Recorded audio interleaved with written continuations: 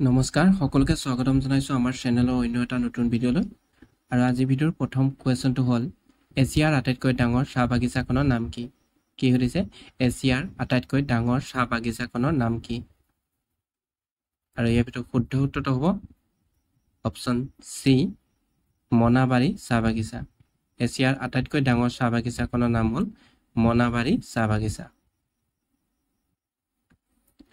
ইয়াৰ পিছৰ কোৱেশ্চনটো হ'ল আহোমৰ ৰাজধানী গড়গাঁৱত কেতিয়া প্ৰৱেশ কৰিছিল মিৰ্জুমলাই কি হৈছে আহোমৰ ৰাজধানীত গড়গাঁৱত কেতিয়া প্ৰৱেশ কৰিছিল মিৰ্জুমলাই আৰু শুদ্ধ অপচনটো হ'ব মাৰ্চ 1662 অৰ্থাৎ 1662 চনত মিৰ্জুমলাই আহোমৰ ৰাজধানী গড়গাঁৱত প্ৰৱেশ কৰিছিল ইয়াৰ পৰৱৰ্তী কোৱেশ্চন ৰাষ্ট্ৰপতিৰ দ্বাৰা ৰাজ্যসভালৈ সদস্যৰ মনোনয়ন পদ্ধতি ক'ৰ পৰা লোৱা হৈছে কি হৈছে ৰাষ্ট্ৰপতিৰ দ্বাৰা ৰাজ্যসভালৈ সদস্যৰ মনোনয়ন পদ্ধতিটো ক'ৰ পৰা লোৱা হৈছে আৰু শুদ্ধ অপচনটো হ'ব option D constitution of Ireland অৰ্থাৎ আয়াৰলেণ্ডৰ সংবিধানৰ পৰা লোৱা হৈছে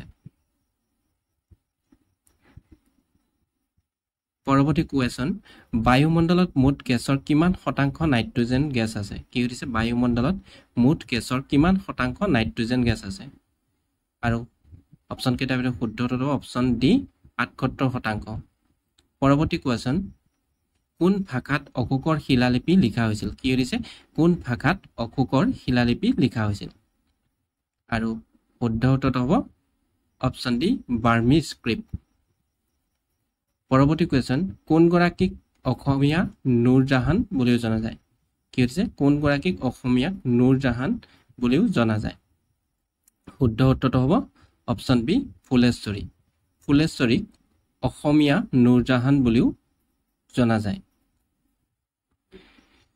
ইয়াৰ পিছৰ কোৱেশ্চন মাউণ্ট এভাৰেষ্ট আৰোহণ কৰা প্ৰথম অসমীয়া কোন কি হৈছে মাউণ্ট এভাৰেষ্ট আৰোহণ কৰা প্ৰথম অসমীয়া কোন আৰু শুদ্ধ অপচনটো হ'ব অপচন বি তৰুণ শইকীয়া মাউণ্ট এভাৰেষ্ট আৰোহণ কৰা প্ৰথম অসমীয়াজন আছিল তৰুণ শইকীয়া পৰৱৰ্তী কোৱেশ্চন বিশ্বৰ সৰ্ববৃহৎ ধ্যান কেন্দ্ৰ সাৰভাত মহামন্দিৰ ক'ত অৱস্থিত কি হৈছে বিশ্বৰ সৰ্ববৃহৎ ধ্যান কেন্দ্ৰ সাৰভাত মহামন্দিৰ ক'ত অৱস্থিত আৰু অপচন কেইটাৰ ভিতৰত শুদ্ধ উত্তৰটো হ'ব অপচন ডি বাৰাণসী বিশ্বৰ সৰ্ববৃহৎ ধ্যান কেন্দ্ৰ সাৰভাত মহামন্দিৰ বাৰাণসীত অৱস্থিত পৰৱৰ্তী কোৱেশ্চন কোনখন জিলা বৰাক উপত্যকাৰ অধীন নহয় কি হৈছে কোনখন জিলা বৰাক উপত্যকাৰ অধীন নহয় আৰু শুদ্ধ অপচনটো হ'ব অপচন বি ডিমা হাছাও আৰু বাকি কেইখন কাছাৰ হাইলাকান্দি কৰিমগঞ্জ এইখন বৰাক উপত্যকাৰ অধীন হয় পিছৰ কোৱেশ্চন তলৰ কোনখন গৱেষণা পত্ৰত মহাত্মা গান্ধীয়ে লিখা লাভলি আছাম প্ৰবন্ধটো প্ৰকাশ পাইছিল কি হৈছে তলৰ কোনখন গৱেষণা পত্ৰত মহাত্মা গান্ধীয়ে লিখা লাভলি আছাম প্ৰবন্ধটো প্ৰকাশ পাইছিল শুদ্ধ উত্তৰটো হ'ব অপচন সি য়ং ইণ্ডিয়া প্ৰবন্ধটোত প্ৰকাশ পাইছিল পৰৱৰ্তী কোৱেশ্চন বিহগী কবি বুলি কাক জনা যায় কি সুধিছে বিহগী কবি বুলি কাক জনা যায় আৰু এই অপচন কেইটাৰ ভিতৰত শুদ্ধ উত্তৰটো হ'ব অপচন সি ৰঘুনাথ চৌধুৰীক বিহগী কবি বুলিও জনা যায় শেষৰজন স্বাধীন আহোম ৰজা কোন আছিল কি সুধিছে শেষৰজন স্বাধীন আহোম ৰজা কোন আছিল আৰু শুদ্ধ উত্তৰটো হ'ব অপচন সি পুৰন্দৰ সিংহ আহোমৰ শেষৰজন ৰজা আছিল পুৰন্দৰ সিংহ ইয়াৰ পিছৰ কোৱেশ্চন আমাৰ জাতীয় প্ৰতীকত কি কি জীৱ জন্তু দেখুওৱা হৈছে কি হৈছে আমাৰ জাতীয় প্ৰতীকত কি কি জীৱ জন্তু দেখুওৱা হৈছে ইয়াৰ ভিতৰত শুদ্ধ উত্তৰটো হ'ব option B lions next question অসমৰ গীতিকবি নামেৰে কাক জনা যায় কি হৈছে অসমৰ গীতিকবি নামেৰে কাক জনা যায়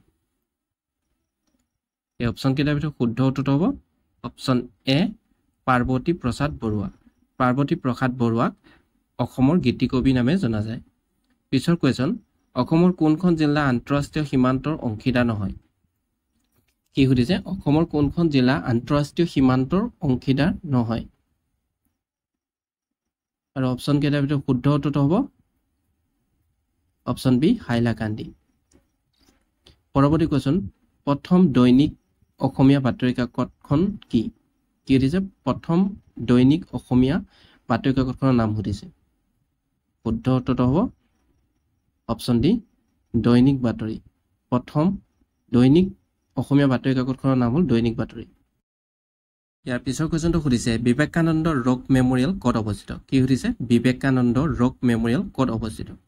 শুদ্ধ অপশ্যনটো হ'ব অপশ্যন চি কন্যাকুমাৰী। পৰৱৰ্তী কুৱেশ্যন কোনখন নদীক ভাৰতত দিহাং বুলি কোৱা হয়? কি সুধিছে? কোনখন নদীক ভাৰতত দিহাং বুলিও কোৱা হয়? এই অপশ্যন কেইটাৰ ভিতৰত শুদ্ধ উত্তৰটো হ'ব অপশ্যন এ ব্ৰহ্মপুত্ৰ। পিছৰ কুৱেশ্যন ভাৰতীয় মহিলা ক্ৰিকেট দলত স্থান লাভ কৰা অসমৰ প্ৰথমগৰাকী ক্ৰিকেট খেলুৱৈ কোন? কি সুধিছে? ভাৰতীয় মহিলা ক্ৰিকেট দলত স্থান লাভ কৰা অসমৰ প্ৰথমগৰাকী ক্ৰিকেট খেলুৱৈ কোন বুলি সুধিছে। আৰু শুদ্ধ অপশ্যনটো হ'ব অপশ্যন এ উমা চেত্ৰী। ভাৰতীয় মহিলা ক্ৰিকেট দলত স্থান লাভ কৰা অসমৰ প্ৰথমগৰাকী ক্ৰিকেট খেলুৱৈ আছিল উমা চেত্ৰী। ইয়াৰ পিছৰ কুৱেশ্যনটো সুধিছে কোনটো দিন অভিৰুচি ক্ৰিয়া দিৱস হিচাপে পালন কৰা হয়? কি সুধিছে? কোনটো দিন অভিৰুচি ক্ৰিয়া দিৱস হিচাপে পালন কৰা হয়? আৰু শুদ্ধ উত্তৰটো হ'ব অপশ্যন চি 3 ছেপ্টেম্বৰ। 3 ছেপ্টেম্বৰ দিনাখন অভিৰুচি ক্ৰিয়া দিৱস হিচাপে পালন কৰা হয়। নেক্সট কুৱেশ্যন ইন্দ্ৰাৱতী ৰাষ্ট্ৰীয় উদ্যান ক'ত অৱস্থিত? কি সুধিছে? ইন্দ্ৰাৱতী ৰাষ্ট্ৰীয় উদ্যানখন ক'ত অৱস্থিত? অপশ্যন কেইটাৰ ভিতৰত শুদ্ধ উত্তৰটো হ'ব অপশ্যন চি গুজৰাট। পৰৱৰ্তী কুৱেশ্যন বীৰ চৰকাৰ আন্তঃৰাষ্ট্ৰীয় বিমানবন্দৰ ক'ত অৱস্থিত? কি সুধিছে? বীৰ চৰকাৰ আন্তঃৰাষ্ট্ৰীয় বিমানবন্দৰখন ক'ত অৱস্থিত? আৰু শুদ্ধ অপশ্যনটো হ'ব অপশ্যন চি প্লট বেয়াৰ। বীৰ চৰকাৰ আন্তঃৰাষ্ট্ৰীয় বিমানবন্দৰ প্লট বেয়াৰত অৱস্থিত। নেক্সট কুৱেশ্যন চম্পাৰণ সত্যাগ্ৰহৰ নেতৃত্ব কোনে দিছিল? কি সুধিছে? চম্পাৰণ সত্যাগ্ৰহৰ নেতৃত্ব কোনে দিছিল? শুদ্ধ অপশ্যনটো হ'ব অপশ্যন চি মহাত্মা গান্ধী। চম্পাৰণ সত্যাগ্ৰহৰ নেতৃত্ব দিছিল মহাত্মা গান্ধীয়ে। ইয়াৰ পিছৰ কুৱেশ্যন অসমৰ ভ্ৰাম্যমাণ থিয়েটাৰৰ পিতৃ বুলি কাক জনা যায়? কি সুধিছে? অসমৰ ভ্ৰাম্যমাণ থিয়েটাৰৰ পিতৃ বুলি কাক জনা যায়? শুদ্ধ অপশ্যনটো হ'ব অপশ্যন বি অচ্যুত লহকৰ। অসমৰ ভ্ৰাম্যমাণ থিয়েটাৰৰ পিতৃ বুলি অচ্যুত লহকৰক জনা যায়। পৰৱৰ্তী কুৱেশ্যন কোন ৰজাই সাঁচী স্তূপ নিৰ্মাণ কৰিছিল? কি সুধিছে? কোন ৰজাই সাঁচী স্তূপ নিৰ্মাণ কৰিছিল? ইয়াৰ ভিতৰত শুদ্ধ উত্তৰটো হ'ব অপশ্যন বি অশোকা। অশোকে সাঁচী স্তূপ নিৰ্মাণ কৰাইছিল। পৰৱৰ্তী কুৱেশ্যন অসমত কেইখন ৰাষ্ট্ৰীয় উদ্যান আছে? কি সুধিছে? How many national parks are there in Assam? অসমত কেইখন ৰাষ্ট্ৰীয় উদ্যান আছে? শুদ্ধ উত্তৰটো হ'ব অপশ্যন চি 7খন। অসমত বৰ্তমান 7খন ৰাষ্ট্ৰীয় উদ্যান আছে। পৰৱৰ্তী কুৱেশ্যন অসমীয়া আলোচনী জোনাকীৰ প্ৰথম সম্পাদক কোন আছিল? কি সুধিছে? Who was the first editor of the Assamese magazine Jonaki? শুদ্ধ অপশ্যনটো হ'ব অপশ্যন বি চন্দ্ৰকুমাৰ আগৰৱালা। চন্দ্ৰকুমাৰ আগৰৱালা আছিল জোনাকীৰ প্ৰথমজন সম্পাদক। ইয়াৰ পিছৰ কুৱেশ্যনটো সুধিছে হু ৱাজ ভগদত্ত? কি সুধিছে? ভগদত্ত কোন আছিল? আৰু শুদ্ধ অপশ্যনটো হ'ব অপশ্যন এ চন অফ কামৰূপা কিং নৰকাসুৰ। নৰকাসুৰৰ পুতেক আছিল ভগদত্ত। পৰৱৰ্তী কুৱেশ্যন কোনখন ৰাজ্য মছলা উৎপাদনৰ বাবে বিখ্যাত? কি সুধিছে? কোনখন ৰাজ্য মছলা উৎপাদনৰ বাবে বিখ্যাত? শুদ্ধ অপশ্যনটো হ'ব অপশ্যন বি কেৰেলা। ইয়াৰ পিছৰ কুৱেশ্যনটো সুধিছে তলৰ কোনখন ৰাজ্যক ভাৰতৰ কোহিনুৰ বুলি জনা যায়? কি সুধিছে? তলৰ কোনখন ৰাজ্যক ভাৰতৰ কোহিনুৰ বুলিও জনা যায়? শুদ্ধ উত্তৰটো হ'ব অপশ্যন এ অন্ধ্ৰপ্ৰদেশ। পিছৰ কুৱেশ্যন ভূপেন হাজৰিকা দলঙে কোন দুটা ঠাই সংযোগ কৰিছে? কি সুধিছে? Which two place have been connect by Bhupen Hazarika bridge? শুদ্ধ অপশ্যনটো হ'ব অপশ্যন চি ঢলা শদিয়া। ভূপেন হাজৰিকা দলঙে ঢলা শদিয়া নামৰ ঠাই দুখনক সংযোগ কৰিছে। পৰৱৰ্তী question which state is known as bread basket of India? কি সুধিছে? কোনখন ৰাজ্যক ভাৰতৰ ব্ৰেড বাস্কেট বুলি জনা যায়? কি সুধিছে? কোনখন ৰাজ্যক ভাৰতৰ ব্ৰেড বাস্কেট বুলি জনা যায়? শুদ্ধ উত্তৰটো হ'ব অপশ্যন ডি পাঞ্জাৱ। পাঞ্জাৱ ৰাজ্যখনক ব্ৰেড বাস্কেট বুলিও জনা যায়। পৰৱৰ্তী question when was the Assam tea company established? কি সুধিছে? অসম চাহ কোম্পানী কেতিয়া প্ৰতিষ্ঠা কৰিছিল? শুদ্ধ অপশ্যনটো হ'ব অপশ্যন চি 1839 চনত। 1839 চনত অসম চাহ কোম্পানী প্ৰতিষ্ঠা হৈছিল। পৰৱৰ্তী কুৱেশ্যন মণিৰাম দেৱানৰ সৈতে কাক ৰাজহুৱাভাৱে ফাঁচি দিয়া হৈছিল? কি সুধিছে? মণিৰাম দেৱানৰ সৈতে কাক ৰাজহুৱাভাৱে ফাঁচি দিয়া হৈছিল?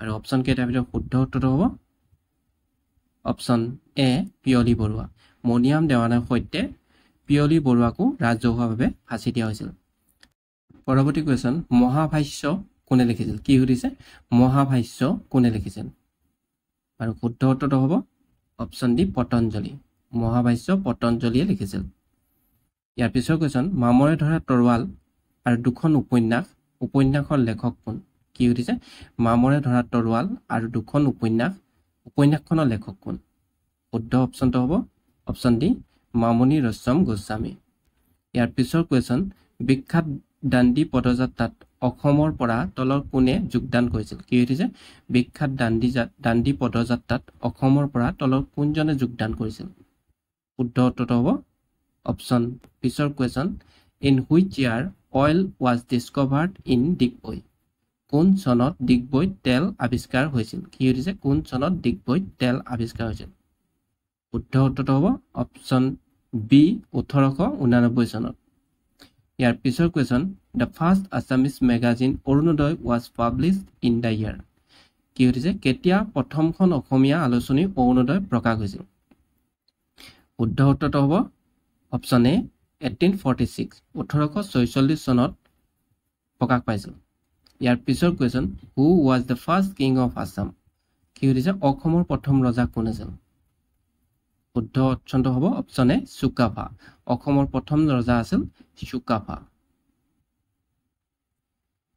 পৰৱৰ্তী question in which of the following year Assamese ভাষা উন্নতি সাধিনী সভা ৱাজ ফ্ৰম কি সুধিছে অসমীয়া ভাষা উন্নতি সাধিনী সভা কেতিয়া গঠন কৰা হৈছিল শুদ্ধ উত্তৰটো হ'ব অপশ্যন এ 1888 চনত নেক্সট কোৱেশ্যন ভাৰতত প্ৰথম চাহ বাগিচা ক'ত প্ৰতিষ্ঠা হৈছিল কি সুধিছে ভাৰতত প্ৰথম চাহ বাগিচা ক'ত প্ৰতিষ্ঠা কৰা হৈছিল শুদ্ধ অপশ্যনটো হ'ব অপশ্যন এ চাবুৱা ডিব্ৰুগড় পৰৱৰ্তী কোৱেশ্যন তলৰ কোনখন ৰাজ্যৰ সৈতে অসমে সীমা ভাগ নকৰে শুদ্ধ উত্তৰটো হ'ব অপশ্যন চি ছিকিম ইয়াৰ পিছৰ কুৱেশ্যনটো সুধিছে ভাৰতৰ প্ৰথম মহিলা IPS কোন আছিল কি সুধিছে ভাৰতৰ প্ৰথম মহিলা IPS কোন আছিল আৰু অপশ্যন কেইটা ভিতৰত শুদ্ধ উত্তৰটো হ'ব অপশ্যন ডি কিৰণ বেদী আছিল ভাৰতৰ প্ৰথম মহিলা IPS ইয়াৰ পিছৰ কুৱেশ্যন গুৱাহাটী উচ্চ ন্যায়ালয়ৰ প্ৰথম অসমীয়া মুখ্য ন্যায়াধীশ কোন আছিল কি সুধিছে গুৱাহাটী উচ্চ ন্যায়ালয়ৰ প্ৰথম অসমীয়া মুখ্য ন্যায়াধীশ কোন আছিল শুদ্ধ উত্তৰটো হ'ব অপশ্যন ডি হলিৰাম ডেকা গুৱাহাটী উচ্চ ন্যায়ালয়ৰ প্ৰথম অসমীয়া মুখ্য ন্যায়াধীশ আছিল হলিৰাম ডেকা ইয়াৰ পিছৰ কুৱেশ্যনটো সুধিছে আন্তঃৰাষ্ট্ৰীয় ক্ৰিকেট পৰিষদৰ মুখ্য কাৰ্যালয় ক'ত অৱস্থিত কি সুধিছে আন্তঃৰাষ্ট্ৰীয় ক্ৰিকেট পৰিষদৰ মুখ্য কাৰ্যালয় ক'ত অৱস্থিত শুদ্ধ উত্তৰটো হ'ব অপশ্যন চি ডুবাই আন্তঃৰাষ্ট্ৰীয় ক্ৰিকেট পৰিষদৰ মুখ্য কাৰ্যালয় ডুবাইত অৱস্থিত পৰৱৰ্তী কুৱেশ্যন অস্কাৰ বঁটাৰ বাবে মনোনীত প্ৰথম অসমীয়া চলচ্চিত্ৰৰ নাম কি কি সুধিছে অস্কাৰ বঁটাৰ বাবে মনোনীত প্ৰথম অসমীয়া চলচ্চিত্ৰখনৰ নাম সুধিছে শুদ্ধ উত্তৰটো হ'ব অপশ্যন চি ভিলেজ ৰকষ্টাৰ ইয়াৰ পিছৰ কুৱেশ্যন তিব্বতত ব্ৰহ্মপুত্ৰ নদীক কি নামেৰে জনা যায় কি সুধিছে তিব্বতত ব্ৰহ্মপুত্ৰ নদীক কি নামেৰে জনা যায় শুদ্ধ উত্তৰটো হ'ব অপশ্যন বি চাংপো তিব্বতত ব্ৰহ্মপুত্ৰত চাংপো নামেৰে জনা যায় ইয়াৰ পিছৰ কুৱেশ্যনটো সুধিছে ৰাষ্ট্ৰপতিৰ ৰূপৰ পদক লাভ কৰা প্ৰথম অসমীয়া ছবিখনৰ নাম কি কি সুধিছে ৰাষ্ট্ৰপতিৰ ৰূপৰ পদক লাভ কৰা প্ৰথম অসমীয়া ছবিখনৰ নাম শুদ্ধ উত্তৰটো হ'ব অপশ্যন এ ৰঙা পুলিচ নেক্সট কুৱেশ্যন অসমীয়া সাহিত্যৰ মুকুটবিহীন সম্ৰাট বুলি কাক জনা যায় কি সুধিছে অসমীয়া সাহিত্যৰ মুকুটবিহীন সম্ৰাট বুলি কাক জনা যায় শুদ্ধ উত্তৰটো হ'ব অপশ্যন এ লক্ষ্মীনাথ বেজবৰুৱা অসমীয়া সাহিত্যৰ মুকুটবিহীন সম্ৰাট বুলি লক্ষ্মীনাথ বেজবৰুৱাক জনা যায় পিছৰ কুৱেশ্যন বুদ্ধৰ মৃত্যুৰ পিছত প্ৰথম বৌদ্ধ পৰিষদৰ সভাপতিত্ব কোনে কৰিছিল কি সুধিছে বুদ্ধৰ মৃত্যুৰ পিছত প্ৰথম বৌদ্ধ পৰিষদৰ সভাপতিত্ব কোনে কৰিছিল শুদ্ধ উত্তৰটো হ'ব অপশ্যন এ মহাকাশ্যপ বুদ্ধৰ মৃত্যুৰ পিছত বৌদ্ধ পৰিষদৰ সভাপতিত্ব মহাকাশ্যপে কৰিছিল পৰৱৰ্তী কুৱেশ্যন কোন চনত অসমৰ সত্ৰীয়া নৃত্যই শাস্ত্ৰীয় নৃত্যৰ মৰ্যাদা লাভ কৰিছিল কি সুধিছে কোন চনত অসমৰ সত্ৰীয়া নৃত্যই শাস্ত্ৰীয় নৃত্যৰ মৰ্যাদা লাভ কৰিছিল শুদ্ধ উত্তৰটো হ'ব অপশ্যন চি 2000 চনত 2000 চনত অসমৰ সত্ৰীয়া নৃত্যই শাস্ত্ৰীয় নৃত্যৰ মৰ্যাদা লাভ কৰিছিল ইয়াৰ পিছৰ কুৱেশ্যন ঈশ্বৰ মুখ্য কাৰ্যালয় ক'ত অৱস্থিত কি সুধিছে ঈশ্বৰ মুখ্য কাৰ্যালয় ক'ত অৱস্থিত শুদ্ধ উত্তৰটো হ'ব অপশ্যন বি বেংগালুৰু ইছৰোৰ মুখ্য কাৰ্যালয় বেংগালুৰুত অৱস্থিত ইয়াৰ পিছৰ কোৱেশ্যন সোৱাং কোনখন ৰাজ্যৰ বিখ্যাত লোকনৃত্য কলা কি হৈছে সোৱাং কোনখন ৰাজ্যৰ বিখ্যাত লোকনৃত্য কলা শুদ্ধ উত্তৰটো হ'ব অপশ্যন বি হাৰিয়ানা হৈছে ভাৰতৰ সৰ্বনিম্ন জনসংখ্যা ৰাজ্যখন নাম সুধিছে শুদ্ধ উত্তৰটো হ'ব অপশ্যন সি ছিকিম ভাৰতৰ সৰ্বনিম্ন জনসংখ্যা থকা ৰাজ্যখন হ'ল ছিকিম দীঘল আলিবাট কোনখন শুদ্ধ অপশ্যনটো হ'ব অপশ্যন সি নেশ্যনেল হাইৱে 44